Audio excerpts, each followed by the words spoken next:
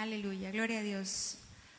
Vamos a alabar el nombre del Señor en esta tarde. Bienvenidos a la casa del Señor. Y vamos a hacer una oración para dar inicio. Amén. Gracias te damos, Señor, en esta tarde, porque tú has sido bueno, Señor.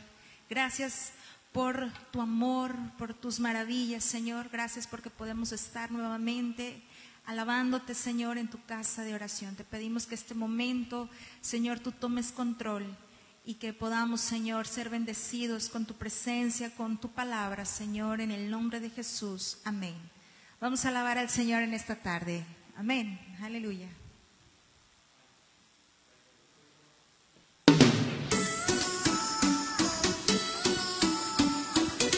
Aleluya. Dios es bueno en todo tiempo. Amén.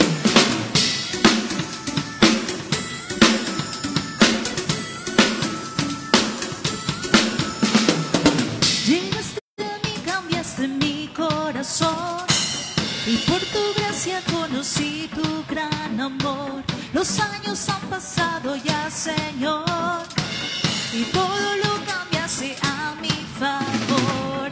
Ahora sé que tú cuidas de mí, porque yo sé que caminas junto a mí. Ahora sé que tú cuidas de mí, porque yo sé que caminas junto a mí. En las victorias, en las derrotas, en lo más alto, en lo más bajo. Un aplauso al Rey. Gracias te damos, Señor. Aleluya. Vamos a adorar al Señor en esta tarde, a pedirle que llene nuestros corazones. Amén. Necesitamos más de ti, Señor, y te damos gracias, Padre. Gloria a Dios. Pueden tomar sus lugares y vamos a dar paso a la palabra del Señor en esta tarde. Nos compartirá nuestro amigo Miguel Martínez. Amén. Vamos a recibirlo con un aplauso. Amén. Para Dios y para él. Gloria a Dios. Aleluya. Gracias, amiga. Aleluya.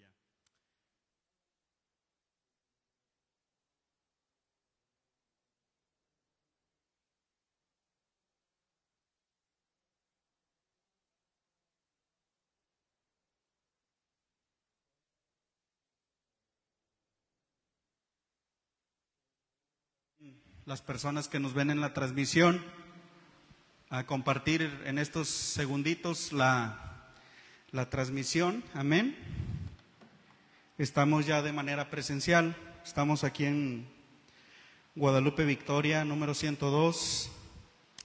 Amén. Y aquí a través de Facebook Live también.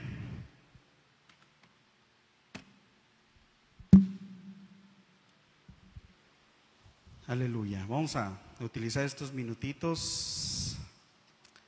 Amén, para que se conecten más personas. Y bien, ¿cuántos trajeron sus Biblias? Amén. Sus marcadores de colores.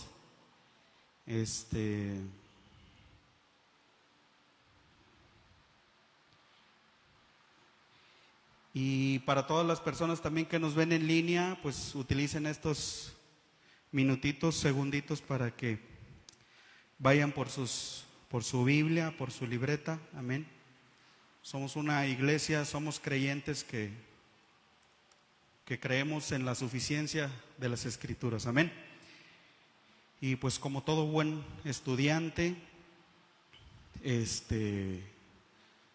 traemos nuestra Biblia. Amén. No me imagino yo, por aquí se encuentra Alex. La gente de la transmisión no lo ve, ¿verdad? Pero yo sí lo veo, está aquí. Alex, doctor, ¿es doctor, verdad también? ¿Eres doctor? O sea, para ser dentista tienes que ser doctor también, ¿no? Perdón la ignorancia. ¿En cuál voy? El discernimiento. ¿Cómo se llama la serie? La suficiencia, ¿verdad? Perdón, es que me está el internet un poquito lento.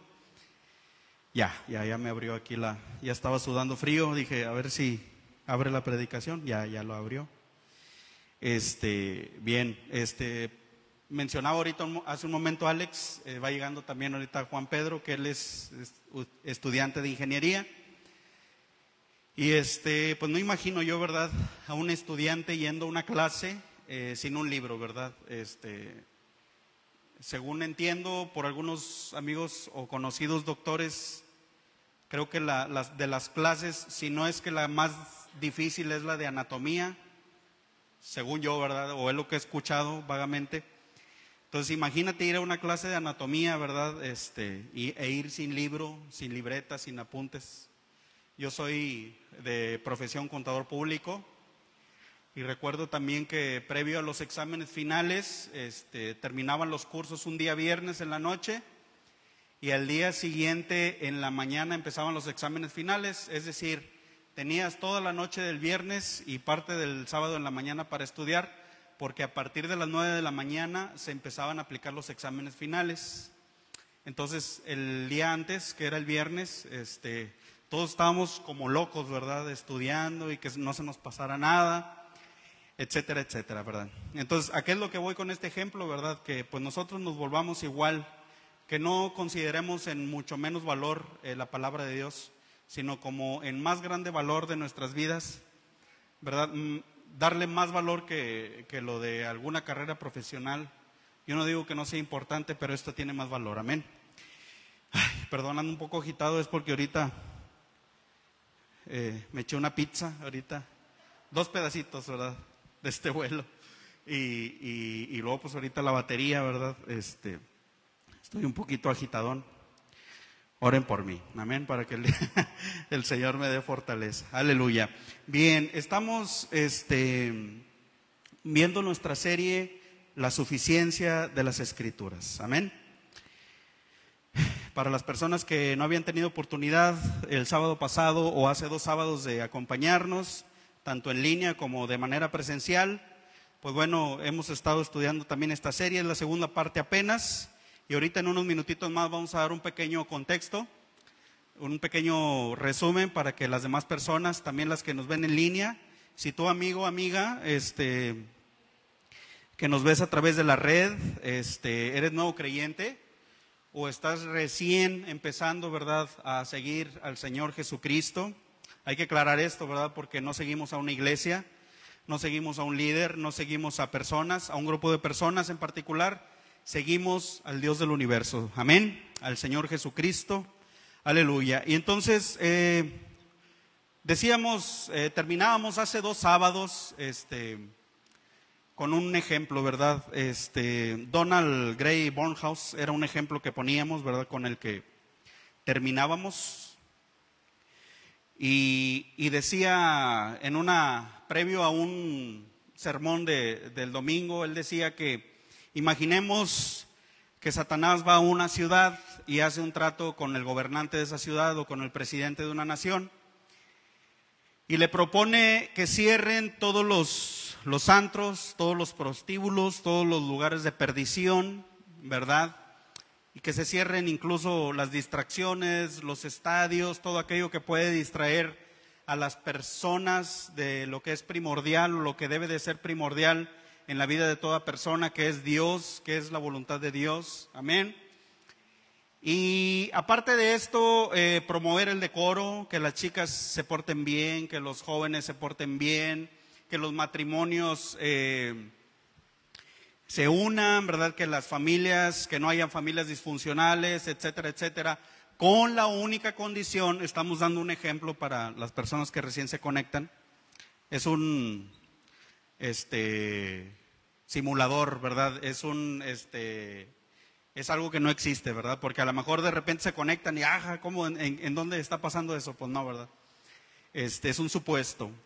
Entonces, con la única condición, volviendo al ejemplo, Satanás diciendo todo lo anterior, con la única condición que no se predique a Jesucristo en los púlpitos y a este crucificado y a este glorificado. Es decir, todo el mensaje del Evangelio, ¿verdad?, que tiene su fuente en el perdón de pecados, amén, en la vida eterna para todo aquel que cree, amén. Entonces, imaginen esto, ¿verdad? Y tal parece, decíamos, que es lo que hoy en día se vive en muchos lugares, en muchas iglesias, en muchos canales de televisión, en muchos incluso programas de radio, en muchos programas de YouTube, etcétera, etcétera, ¿verdad? Que se promueve el decoro, se promueven las cosas buenas, mas sin embargo en muchos púlpitos, en muchas iglesias, no se predica el verdadero evangelio de Cristo. ¿Y qué es el evangelio de Cristo? Es centrar todas las escrituras en Cristo, su Hijo amado. Así lo dice el escritor de Hebreos, que el Señor, el Padre, ahorita vamos a hablar un poquito de la Trinidad también, es necesario que entendamos algunos puntos de la Trinidad. Que el Padre constituyó heredero de todas las cosas a Jesucristo su Hijo, ¿verdad? Porque dice desde el capítulo 1 que Cristo vino a aprender obediencia. Amén. Dice el libro de 1 Corintios capítulo 12 también que Él no se aferró, esto lo escribe Pablo, ¿verdad? A la iglesia de Corinto, que Él no se aferró, ¿verdad? Siendo Dios, a la semejanza de Dios, así lo dice. Dice, no como cosa alguna a qué aferrarse, sino que Él se despojó y se volvió hombre. Vamos a hablar también en un momento de eso, amén. Perdón. Entonces, el peligro que vemos hoy en día de que la gente predique de todo pero menos de Jesucristo, incluso es bíblico. Vamos a ver un ejemplo para aquellas personas que les puede estar sonando algo descabellado. En Apocalipsis, si me acompañan por favor. Si algunos recuerdan cuando Juan escribe a las iglesias, ¿verdad? A las 7 iglesias de Asia Menor, Esmirna, Pérgamo, Éfeso.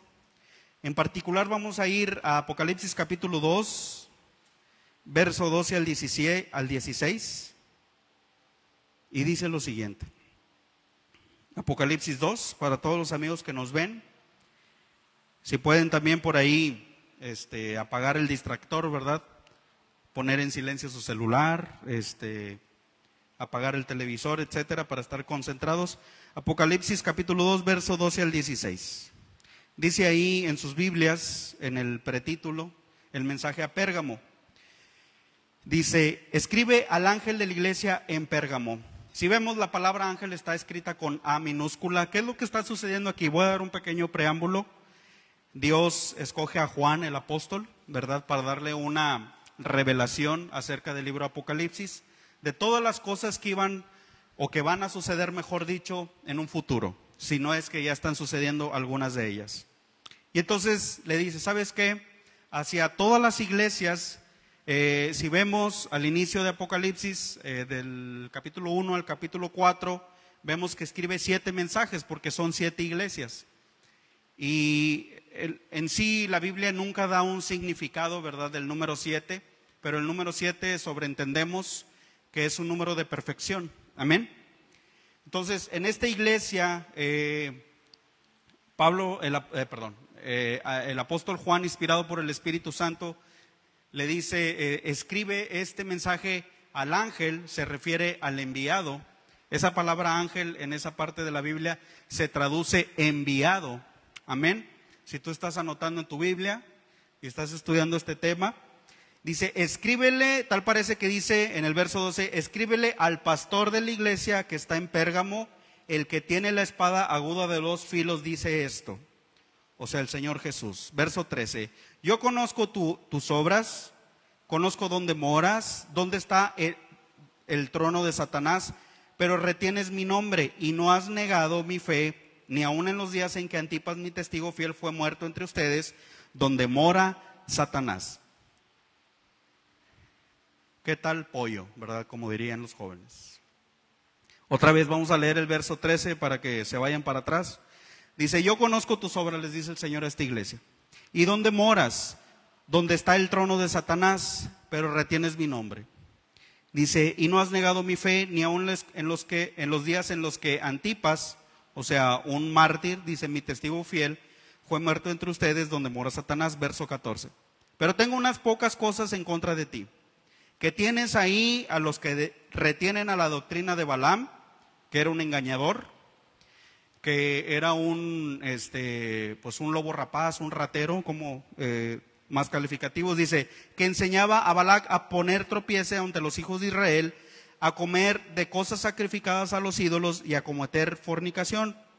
Y también tienes a los que retienen la doctrina de los nicolaitas, la que yo aborrezco. Los nicolaitas era algo parecido, así como los políticos de aquel entonces, ¿verdad? Algo parecido a los estoicos. Verso 16 dice: por tanto, arrepiéntete, pues si no vendré a ti pronto y pelearé contra ellos con la espada de mi boca. Amén. Entonces, este mensaje fue escrito a una iglesia en particular, pero sin embargo, ¿verdad? Toda la palabra de Dios es útil para instruir, para redarguir al hombre de Dios, a fin de que éste sea perfeccionado para la obra de Cristo. Amén. Si bien es cierto, fue dirigido a una iglesia en particular, pero toda la palabra de Dios es útil, lo acabamos de decir, y podemos utilizar estos versos de la Biblia, ¿verdad? Y tal parece que se refiere a una iglesia, ¿verdad? Como el ejemplo que pusimos hace un momento, ¿verdad? Que en el que llegaba Satanás, ¿verdad? Y promovía el decoro, promovía la fe, como decía aquí hace un momento, promovía las buenas obras, dice el verso 13, promueve las cosas que son políticas, las cosas que son aparentemente buenas, pero en el trono, ahora sí que en el centro de esa iglesia moraba Satanás. Y podemos sobreentender a la luz de la Biblia que era una iglesia donde no se predicaba el evangelio de Cristo. Entonces no suena tan descabellado, ¿verdad? A la luz de la Biblia, de que hoy en día muchas iglesias se predica, decíamos, la autoestima, ¿verdad? Se predica la autoexaltación del hombre, se predica el humanismo, ¿verdad? Incluso las canciones están llenas de humanismo, ¿verdad? Es decir, Señor, tú peleas la batalla para mí, para ganar mis anhelos, para cumplir mis sueños, para cumplir mis propósitos, para cumplir mis metas. Y lo decíamos hace algún tiempo cuando estudiamos acerca de la adoración, ¿verdad? Y la alabanza, que el Señor ha demandado a través de la Escritura que la alabanza debe de ser una exaltación, ¿verdad? Y no subir al hombre, ¿verdad? Disfrazadamente o entre palabrería, porque hay ciertos artistas en la actualidad, ciertos cantantes, ciertas corrientes de moda, ¿verdad? Que infiltran el humanismo, infiltran las cosas, ¿verdad? Aparentemente parecen ser buenas, pero ponen al hombre, cuando uno se agarra detenidamente y minuciosamente a escudriñar todo lo que sucede alrededor de nosotros, como también puede ser la música, inmediatamente, si eres una persona fiel a la palabra de Dios, inmediatamente te das cuenta cuando algo está disfrazado, ¿verdad? Ahora sí, volvemos al tema principal, ¿verdad? Que es la suficiencia de las Escrituras. Y en pocas palabras, la suficiencia de las Escrituras no es algo que debe estar divorciado de la alabanza, no es algo que debe estar divorciado de la oración, no es algo que debe estar divorciado, hablábamos hace algunos sábados del discernimiento, ¿verdad? La Biblia es clara, es concisa, dice el libro de Hebreos, ¿verdad? Que es una espada que discierne y penetra más allá de la carne, de los huesos y de la sangre, ¿verdad? Y que nos da esa luz al pantano en el que vivimos, ¿verdad? Hemos visto a la luz del Evangelio, ¿verdad? Que incluso los apóstoles advertían, ¿verdad? Cuidado, cuidado, cuidado con los falsos profetas, cuidado con los lobos rapaces, cuidado con los abusadores, cuidado con los que hurtan, cuidado con los que manejan palabrería engañosa, cuidado con las doctrinas, Colosenses capítulo 2, ¿verdad? Con las huecas sutilezas, con las vanas filosofías, cuidado, cuidado, cuidado. Y no es a través sino de la Biblia que tú y yo podemos discernir, para todas las personas que han estudiado el discernimiento. El discernimiento no es algo automático que nada más el Espíritu Santo dé por dar, es algo que se da a través de una relación de oración, es algo que se da a través de pasar tiempo con el Señor y por supuesto y desde luego pasar tiempo en la palabra. Tienen que ir las cosas en conjunto, tienen que ir las cosas en combo, ¿verdad? Diríamos, no puede ser una sin la otra. Y la palabra discernimiento significa divorcio, significa separación, o sea, dividir lo bueno de lo malo. Y hemos puesto muchos ejemplos, ¿verdad? Entonces, ¿qué es lo que rige en tu vida y en la mía lo que es bueno y lo que es malo? Si nosotros no tenemos una cultura, un hábito, ¿verdad? Una disciplina de leer la palabra de Dios, y no solamente de leerla, sino de que todo lo que hacemos, todo nuestro entorno, la música que escuchamos, las predicaciones incluso que podamos ver, los artículos que podamos leer en internet. Si bien es cierto, las cosas de internet es una maravilla, ¿verdad? Contar con todos esos recursos al alcance de tus manos, ¿verdad? De teclear algo ahí en Google, ¿verdad? O en YouTube, etcétera, y tener información así sin despeinarte, en la comodidad de tu casa, con tu clima, con un cafecito. Pero es una espada o es un arma de dos filos también, ¿verdad? Porque no todo lo que puedes hallar ahí es confiable. Entonces, ¿qué es lo que, otra vez, qué es lo que puede dictar, qué es lo que puede dividir, qué es lo que puede normar nuestra vida para nosotros saber qué es lo que es bueno y lo que es malo? Porque es hasta bíblico, lo hemos visto. En muchos lados está y mora en los tronos donde debería de morar el Señor Jesús, está Satanás. O sea, promueven el decoro, el humanismo, cualquier otra cosa que esté en lugar de Cristo. ¿Qué creen que es? ¿Y cómo le llama la Biblia? Idolatría. Y la Biblia dice que sea llamado anatema, ¿verdad? O sea, maldito, ¿verdad? Sea una persona tonta, sea una persona ignorante. ¿Por qué? Porque en el lugar en el que a Cristo le corresponde el primer lugar, ha decidido poner cualquier otra cosa. Y vemos a la luz del Evangelio que esto es peligrosísimo. Amén. Nos quedamos, ahora sí, vamos a empezar el mensaje. Primera de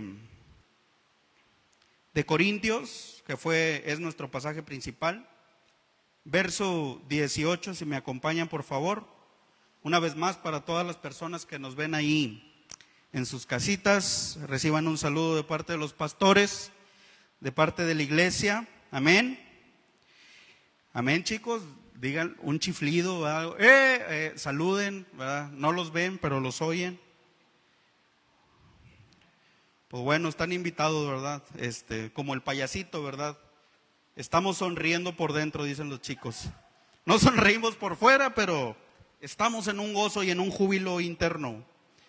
Aleluya. Primera de Corintios, capítulo 1, verso 18, es nuestro pasaje principal. Dice: porque la palabra de la cruz es locura a los que se pierden, pero a los que se salvan esto es a nosotros, es que poder de Dios. Verso 19, pues está escrito, dice: destruiré la sabiduría de los sabios y desecharé el entendimiento de los entendidos. Vamos a detenernos un poquito ahí. En el verso 18 dice: porque la palabra de la cruz es locura a los que se pierden. El mundo por naturaleza odia a Dios.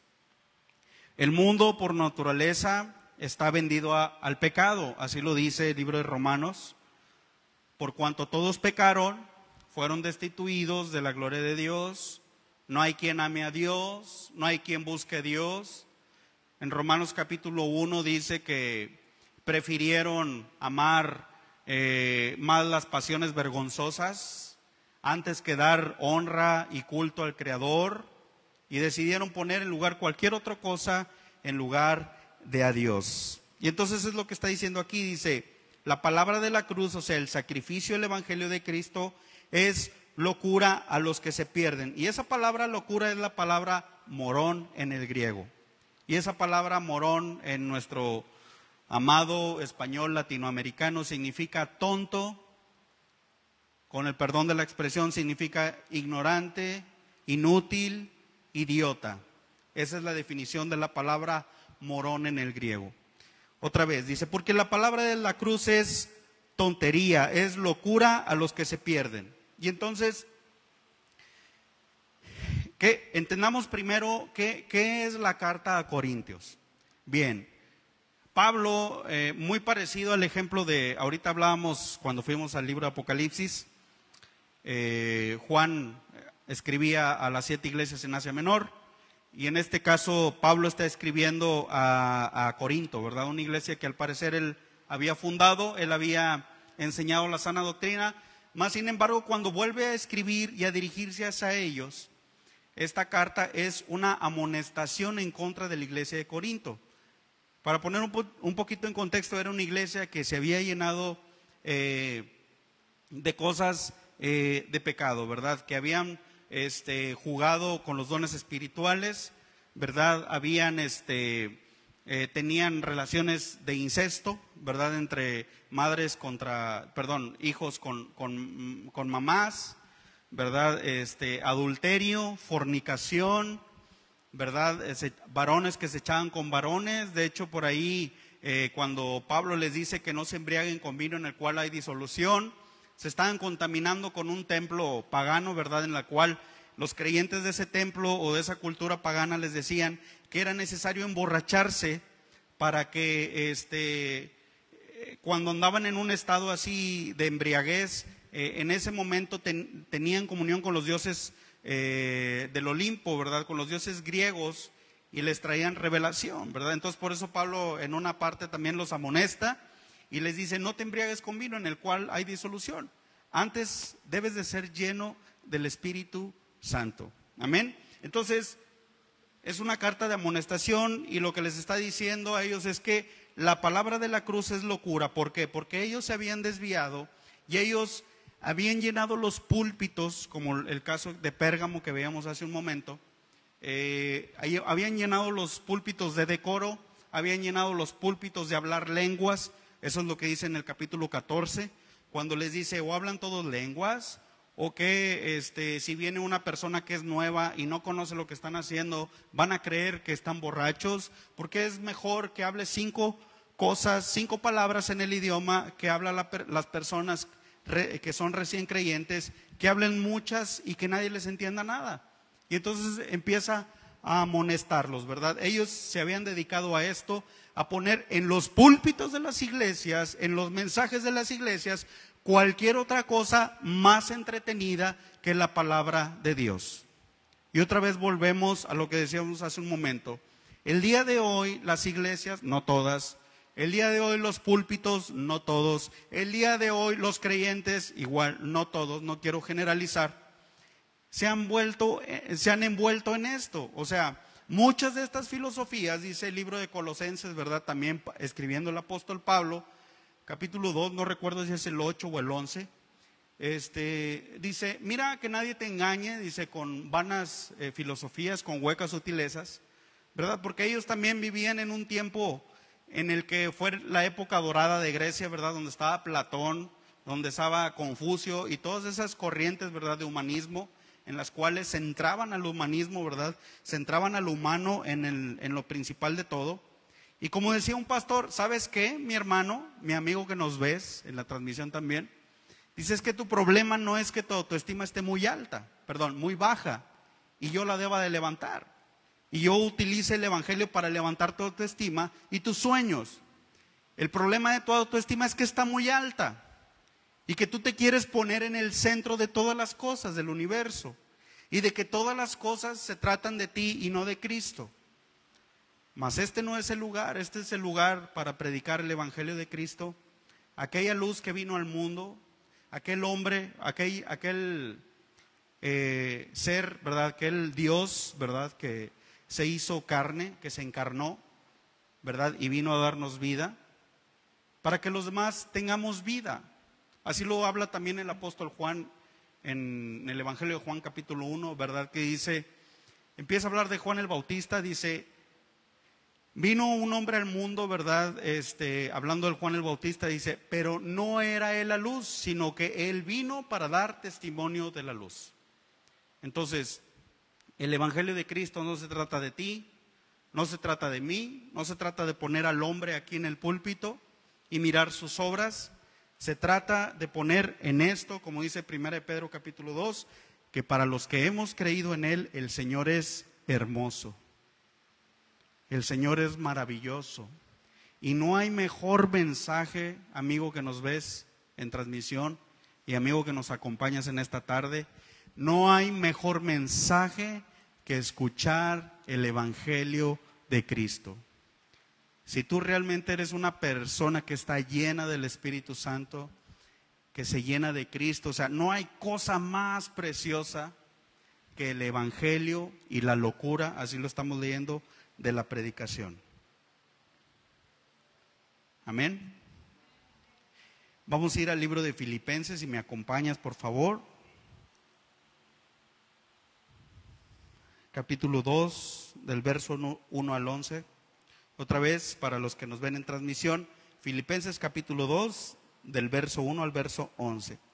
Por tanto, dice, si hay alguna consolación en Cristo, si algún consuelo de amor, si alguna comunión del Espíritu, si algún afecto entrañable, si alguna misericordia, completad mi gozo, sintiendo lo mismo, teniendo el mismo amor, unánimes, o sea, juntos, sintiéndose una misma cosa. Una misma cosa. Dice, nada hagan por contienda o por vanagloria, antes bien con humildad, estimando cada uno a los demás como superiores a él mismo. Dice, no mirando cada uno lo suyo propio, sino cada cual también por lo de los otros. Haya pues en ustedes este sentir que hubo también en Cristo Jesús, el cual, siendo en forma de Dios, no estimó el ser igual a Dios como cosa que aferrarse, sino que se despojó a sí mismo, tomando forma de siervo, hecho semejante a los hombres, y estando en la condición de hombre, se humilló a sí mismo, haciéndose obediente hasta la muerte, y muerte de cruz. Y esto, amigo que nos ves en la transmisión y amigo que nos acompañas, es la locura de la predicación. Que el evangelio se trata de Cristo, y esta es la locura de la predicación. Vamos a ir para completar esto y explicarlo completito. Primera de Corintios, capítulo 12, en el verso 1 al 6. Ahorita vamos a explicar cada uno. Pablo está hablando acerca de los dones espirituales a la iglesia y dice, no quiero, hermanos, verso 1, Primera de Corintios 12, verso 1. No quiero, hermanos, que ignores acerca de los dones espirituales. Dice, saben que cuando eran gentiles se les extraviaba, llevándoles como se les lleva a los ídolos mudos. Por tanto, les hago saber que nadie que hable por el Espíritu de Dios llama anatema a Jesús, y nadie puede llamar a Jesús el Señor, sino por el Espíritu Santo. Ahora bien, hay diversidades de dones, pero el Espíritu es el mismo. Hay diversidad de ministerios, pero el Señor es el mismo. Y hay diversidad de operaciones, pero Dios, que hace todas las cosas, es el mismo. Bien, primero nos vamos a ir, ya no irnos a esa parte, ahorita regresamos ahí. Nuestro pasaje principal es 1 Corintios capítulo 1, vamos a regresar ahí, y ahí lo dejan por favor su Biblia. En el verso 18, la palabra de la cruz es locura a los que se pierden. Leímos en Filipenses, ¿verdad?, el apóstol Pablo dando una vez más las aplicaciones prácticas del cristianismo. Entre hermanos, ¿verdad?, les decía, ¿sabes qué? Te presento el contraste de lo que es ser hijo de Dios y de lo que no es ser hijo de Dios, sino que guarda la personalidad de Cristo. Es decir, tu personalidad debe de ser hacia tus semejantes, que tú no tengas más alta estima que tu prójimo. O sea, que siempre debe de ser humilde. Eso nos habla de un carácter, de una personalidad que debe de ser humilde. Y todo aquello que recibes y que es bueno a la luz de los hombres, decir que no viene de ti, sino que es de parte de Dios. ¿Por qué? Porque Él está dando como ejemplo a Cristo, que es lo más maravilloso y que es prototipo, es el ejemplo, ¿verdad? O debe de ser el ejemplo de todo hijo de Dios. De decir, yo quiero ser como Él. Y he aquí las aplicaciones prácticas para ser como Cristo. ¿Y cómo lo ejemplifica Pablo? Ahorita lo que leíamos en Filipenses, que Él siendo Dios, ¿verdad?, no escatimó y no se aferró a ser como Dios, o sea, a estar con Dios. No me quiero meter en más versículos, aunque sería interesante hacerlo, pero vamos a ahorrar tiempo. Para explicar esto, en Génesis, ¿verdad?, en el capítulo 1 y en el capítulo 2, nada más lo voy a explicar. ya saben, Dios, ¿verdad? El Padre, con el Espíritu Santo, con el Hijo. Amén. Porque dice claramente, ¿verdad?, que el Espíritu Santo habitaba o se movía, perdón, sobre la faz de las aguas. Ahí tenemos dos personalidades, ¿verdad? A esto se le llama teológicamente que Dios es preexistente, o Jesús e incluso el Espíritu Santo son preexistentes, es decir, antes del Nuevo Testamento, el Hijo, el Espíritu Santo y el Padre, que son tres personas distintas, no es una persona actuando de distintas maneras, son tres personas que forman una unidad, pero son tres personas distintas, porque lo dice claramente en el Antiguo Testamento y partiendo desde Génesis, ¿verdad? Que en el principio, dice, estaba el Señor con Dios, así lo vemos también en el... Es más, vamos a tomar algunos minutitos para explicarlo bien. Si me acompañan, por favor, en Juan, capítulo 1, en el verso 1. Juan capítulo 1, en el verso 1, dice, en el principio era el Verbo, y el Verbo era con Dios, se refiere a Jesús. Y el Verbo era Dios. Este era en el principio con Dios. Amén. Otra vez, este era, refiriéndose a Cristo, en el principio con Dios. Y así lo vemos en Génesis también. Dice, todas las cosas por Él fueron hechas, y sin Él, nada de lo que ha sido hecho fue hecho. En Él estaba la vida, y la vida era la luz de los hombres. La luz en las tinieblas resplandece, y las tinieblas no prevalecieron contra ella. Ahí es cuando empieza a hablar de Juan el Bautista. Dice, hubo un hombre enviado de Dios, el cual se llamaba Juan. Este vino por testimonio para que diese testimonio de luz, a fin de que todos creyesen por él. Verso 8, no era él la luz, o sea, no exalta a Juan, dice, sino para que diese testimonio de la luz, aquella luz verdadera que se refiere a Cristo, que alumbra a todo hombre, venía a este mundo. ¿Quién era esa luz? ¿O quién es esa luz, mejor dicho? Jesús. Lo vimos en Filipenses, ¿verdad? También, el cual dice, no se aferró, ¿verdad?, a ser Dios, ¿verdad?, a estar en ese lugar, sino que se humilló hasta lo sumo y hasta la muerte y muerte de cruz.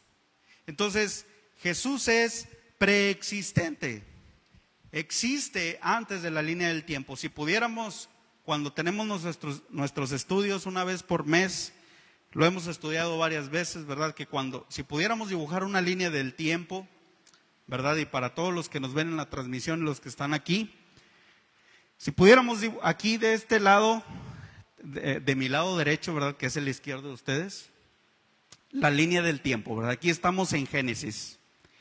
Y aquí habita la Trinidad, el Padre, el Hijo y el Espíritu Santo. Y si pudiéramos dibujar la segunda parte de la línea del tiempo, que sería el sacrificio de Cristo, que sería en esta parte, soy muy gráfico, ¿verdad?, el principio y el sacrificio de Cristo. Y en este sacrificio, ¿verdad?, así lo dice el libro de Hebreos, que Jesús vino a aprender obediencia, no porque fuera desobediente, no porque estuviera en sus planes desobedecer, sino porque Él era Dios. Y Él no se tenía que someter a nada, porque eso es parte de lo que es su deidad, ¿verdad?, de ser Dios, sino que se sometió, y por ahí el pastor también ha hablado de esto últimamente, ¿verdad?, al cumplir toda la ley para glorificar en todo al Padre. Pero también, y la parte más importante es el futuro, que Dios es post-existente. El Señor existe desde la línea del tiempo de la tierra, existió obviamente en el sacrificio, en su muerte y resurrección, pero sigue existiendo hasta el día de hoy. Así lo dice la Biblia, porque el día de hoy Él está, ¿en dónde? A la diestra del Padre. Y luego Jesús, previo a morir, dice, ojo, pero les conviene que me vaya, porque si no, no puedo enviar al Consolador. Entonces, sale Jesús, ¿verdad?, de este mundo, ¿verdad?, y viene a este mundo el Espíritu Santo a ser nuestro ayudador, nuestro intercesor. Amén. Y no nada más eso, sino que habita en nosotros. Amén. Entonces, es una breve explicación. Entonces, todo este contexto de entender a Cristo. Ahora, ¿qué es la locura de la predicación? Pregúntate en esta tarde. Que el Dios de todo el universo, por lo tanto, Dios, al ser Dios, ¿verdad? Él no tiene edad, porque Él habita en la eternidad. Porque Él habita en otra dimensión que no es el tiempo, ¿verdad? Ni el espacio. El Dios del universo, chécate esto, viene, se encarna como hombre, nace en una ciudad, ¿verdad? De allá en Belén, ¿verdad? Y luego crece y dice la historia en el libro de Mateo, ¿verdad? Que es hijo de un carpintero. Luego va creciendo, desarrolla su ministerio, lo crucifican, lo matan, resucita y nos salva a todos. Esto es tonto a la luz de los hombres, a la vista de los hombres. Cualquiera que venga y te lo cuente, y quizás a lo mejor tú no lo has creído de esta forma, y dices, eso es tonto. ¿Cómo el Dios supremo del universo, poderoso, dice Eclesiastés capítulo 3 verso 11, ¿verdad? Que tenemos en nuestra mente un chip que se le llama la eternidad, y eso está sembrado en nuestras mentes, ¿verdad? Y tenemos noción de lo que es la eternidad de Dios. Entonces, esto a la luz de los hombres es algo tonto. Esto a la luz de los hombres es inconcebible. ¿Por qué? Porque el hombre, acompáñame en Romanos para darte un contexto de lo que es el hombre. Ya explicamos un poco de lo que es Cristo según la Biblia, de lo que es la Trinidad, el Padre, su sacrificio. En Romanos capítulo 1,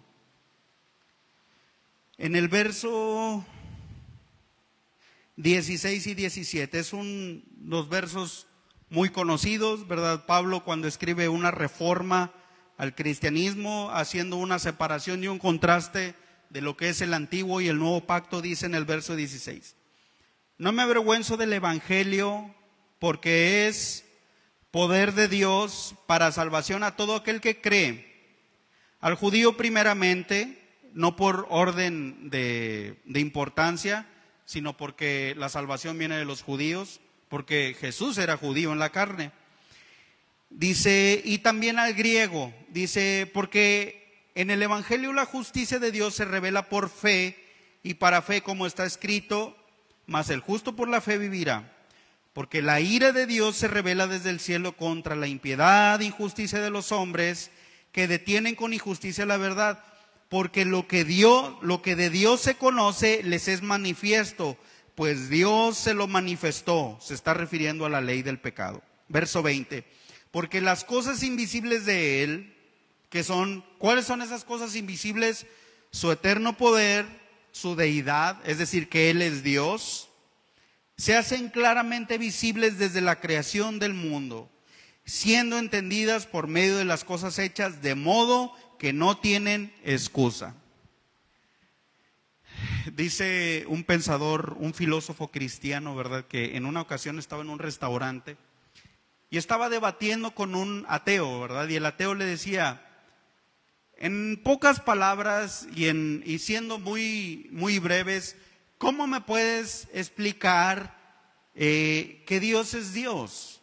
Que el mundo fue creado por Dios. Y entonces voltea el filósofo cristiano y le dice, ¿ves aquel cuadro de la entrada? Y voltea el ateo y dice, está hermoso, está muy bonito. Era una pintura al óleo fresco, ¿verdad? Ya seca, enmarcada, ¿verdad? Dice, ¿tú me puedes decir, así en pocas palabras, quién hizo ese cuadro o quién te pasa por la mente que pudo haber hecho ese cuadro? Y le dice, pues obvio, le contesta el ateo, dice, un artista. Está demostrado por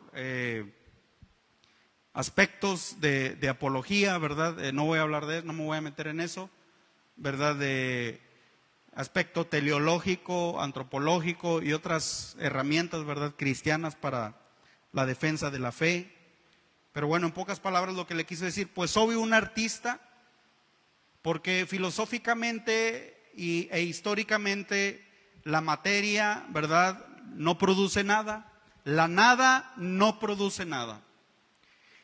Entonces, de la misma manera le contesta el filósofo cristiano, dice, ¿cómo tú puedes atribuir que todos los, es lo que está diciendo aquí el apóstol Pablo, ¿verdad? En el verso 20 dice que todas las cosas, su eterno poder y deidad se hacen claramente visibles desde la creación del mundo, siendo entendidas por medio de las cosas hechas, de modo que no tienen excusa. Y así pudiéramos decir muchas cosas, ¿verdad?, que suceden en la actualidad. Por ejemplo, que los 23 cromosomas, ¿verdad?, forman ahí una especie de mezcla, biológicamente hablando, ¿verdad? Cuando el hombre fecunda el óvulo de la mujer y la embaraza, ¿verdad?, y crece orgánicamente y sanamente, ¿verdad?, un fruto del vientre, así lo dice la Biblia, y al cabo de 9 meses, o posiblemente menos, según el tiempo de la vida, ¿verdad?, nace una persona. Entonces es un accidente, así lo dicen los ateos, ¿verdad?, en medio de dos accidentes, produciendo otro accidente. O sea, y eso es filosóficamente inconsistente, es ridículo, ¿verdad?, creer que todas las cosas hermosas, que toda la creación, que toda la dualidad, ¿verdad?, toda esta perfección que el Señor ha creado, ¿verdad?, ha sido creado por obra de la nada, por una selección natural de especies, y el hombre ha decidido decir que no hay Dios. ¿Por qué? Porque Él ha puesto en medio, en lo que debe de ser Dios lo más importante, ha puesto su conocimiento, que hasta la misma ciencia lo dice, ¿verdad?, que su conocimiento está topado, que hay muchas cosas que son inexplicables. Seguimos leyendo. Pues habiendo, verso 21, conocido a Dios, no le glorificaron como a Dios, ni le dieron gracias a Dios. Otra vez, habiendo conocido a Dios, ¿quiénes? Está hablando de hombres, ¿verdad? No le glorificaron como a Dios, ni le dieron gracias, sino que se envanecieron en sus razonamientos y su necio corazón fue entenebrecido. Que es decir, bueno, yo creo que no hay Dios. ¿Ya lo comprobaste? No, yo creo que no hay Dios. ¿Por qué el día de hoy a jovencitos, ¿verdad?, a adolescentes, ¿verdad?, que están expuestos al internet, a filosofías, ¿verdad?, a sutilezas, a los anunnakis, a la ufología y tantas tonterías por ahí que andan, ¿verdad? Y les preguntas a ciertos adolescentes, oye hijo, ¿tú por qué no crees en Dios? Ah, es que vi una película.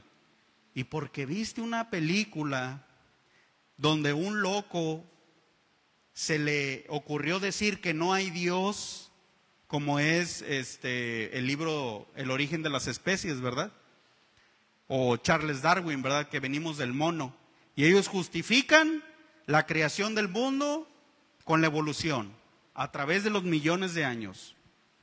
Pero esto es filosófica y científicamente y ridículo. No se comprueba que no haya Dios a través de la evolución. Entonces, son personas que se envanecieron en sus conocimientos y dijeron, tú lees El origen de las especies, se me olvidó ahorita el autor, el que dice, ¿verdad?, que venimos de una selección natural, si alguien se acuerda o lo googlea por ahí. Él dice, tú vas al libro y ves, dice, chance y, a lo mejor, puede que venimos de aquí, que venimos de allá, será melón, será sandía, será aquella del otro día, ¿verdad? O sea, te hallas y entonces vas a la Biblia y te dice, este es el origen de Dios. ¿Es Carlos Darwin también? Ok, perdón. Carlos Darwin, ¿verdad? No lo lean, ¿verdad? No lean a ese hombre marihuano, ¿verdad?, que ya murió. Perdón, es que me entró algo a la boca. Entonces, no lean a esa persona, ¿verdad? Es solamente sacarlo a relucir. Pero tú vas a la Biblia, ¿verdad? Y el Señor te dice, mira, este es el origen de la creación, ¿verdad? Y es así como sigue subsistiendo la creación.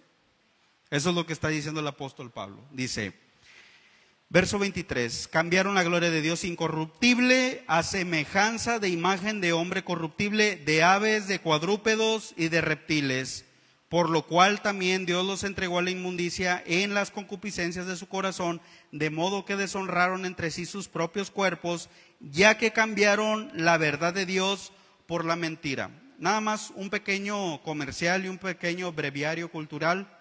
Hay un hombre de Dios, ¿verdad?, que ya tiene algunos 20 o 30 años. Él está muy fascinado con el tema del diluvio universal. Se llama Claude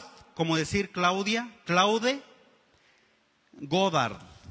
Para nuestros amigos que ven la transmisión o las personas que están aquí, él es un hombre de Dios, ¿verdad?, de ciencia también, ¿verdad?, que explica, ¿verdad?, el diluvio, y cómo los fósiles, cómo ciertos avistamientos, ¿verdad?, de montaña, las formas de las montañas, las formas de las cortezas, las formas del núcleo, y empieza desde un ángulo y una perspectiva totalmente científica y de investigación. Él empieza a hablar de diluvio, obviamente desde el punto de vista de la Biblia, que científicamente le han dado otro significado, y él comienza a decir, dice, cuando esto era relativamente más nuevo, ¿verdad?, a la luz de la humanidad, los hombres empezaron a buscar otras respuestas, pero otras respuestas que no tienen fundamento.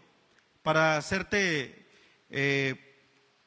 darte un ejemplo de lo que él habla en su video, él dice que los fósiles, se me va la palabrita, creo, fosilificación, no sé si esté bien dicho, algo así, donde él explica que dice, todos esos fósiles, biológicamente hablando, para que puedan perdurar tanto tiempo, ustedes lo pueden ver, ya me pasé, se me fue, ¿por qué no me avisas, amor? Avísame. Bueno, termino ya con esto, perdón, se me fue el avión. Él explica en su video, otra vez, se llama Claude Goddard, lo pueden buscar ahí en YouTube y lo pueden buscar como el diluvio universal. Y entonces ya termino con esto, y dice él lo siguiente, dice, explica lo de los fósiles, ¿verdad?, que no hay manera natural o biológica que ellos puedan haber perdurado tanto año si no es a través de un diluvio, y empieza a explicar los métodos, ¿verdad?, científicos por los cuales se han perdurado tantos años los fósiles, ¿verdad? Y lo empieza a comparar incluso también con las cuestiones de las montañas, de cómo están formadas ciertas cordilleras de los Andes, ciertas sierras, ¿verdad?, del mundo. Y dice, esto consta de que realmente hubo un diluvio universal. Y termina diciendo, y dice, pero solo que en alguna etapa, ¿verdad?, de la humanidad, ¿verdad?, el hombre decidió darle otra explicación que científicamente no es comprobable ni racional a lo que sucedió en el diluvio universal. Pero bueno, es un ejemplo que tiene que ver algo con lo que acabamos de leer en Romanos. Amén. Vamos a orar para despedirnos. Señor, gracias por tu palabra, Señor, que es cortante, Señor, como espada de dos filos, que penetra nuestro pensamiento, nuestra forma de ser, nuestra personalidad, Señor, y nos forma a tu imagen, Señor. Gracias, Espíritu Santo, por redarguirnos de pecado, de justicia, de juicio, por convencernos de pecado, de que estamos mal, de que necesitamos de ti, de que dependemos de ti, Señor, para subsistir, para prevalecer, Señor, a través del único y conocimiento de tu palabra, Señor, porque para nosotros, Señor, la Escritura es suficiente, Señor, para entender cualquier cosa, Señor, y para que tu palabra sea la misma, Señor, que nos dirija y que nos consuele y nos dé esperanza. Te pedimos que nos lleves con bien a casa en el nombre de Jesús, amén. Dios los bendice a todos los amigos que nos acompañan. Seguimos los sábados mañana a partir de las 11:30 de la mañana, servicio general. Dios los bendice.